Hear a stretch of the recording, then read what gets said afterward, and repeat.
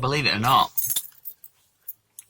So, at work today, fucking hell no, last night, ran this idea past somebody, and they weren't having it at all. No. The narrative is, Jill Dando. Jill Dando again, eh? Jill Dando was in a relationship with some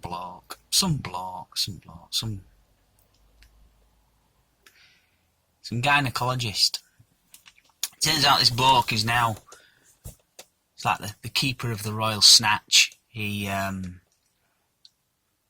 helped deliver the Duchess of Cambridge, is it? Duchess of Cambridge? Princess? Yeah, Duchess of Cambridge's panlids. William and Kate. The Royal Highnesses William and Kate.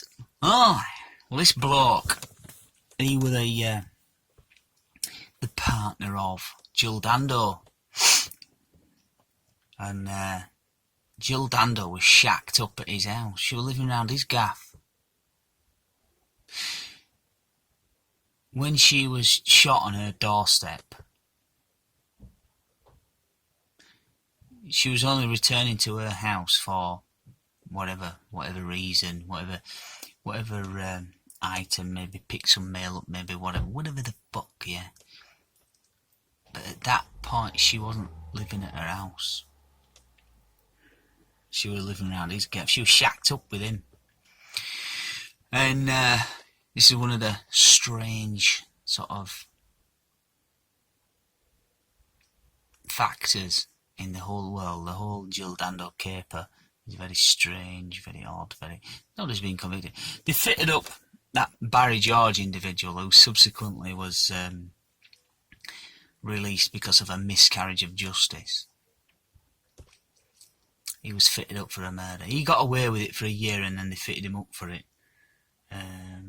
By all accounts, people who knew him, locals who knew him, were like, he's just a bit of a nitwit. Not the sort of person he'd have been caught that day. If he were the bloke who shot Jill Dando, he'd have been caught that day. He wouldn't have got away with it for a year and then been, oh yeah, we found him out, we got the info, we got the... No. And it's subsequently been shown that it was the evidence didn't hold up under subsequent scrutiny, and so he was released. So nobody's been caught for Jill Dando's murder, shot dead on a doorstep in the broad daylight in London back in the 90s. Must get them in. I must get one or two little facts to do with all this bollocks that I'm talking. But yeah, so the bloke. So one of the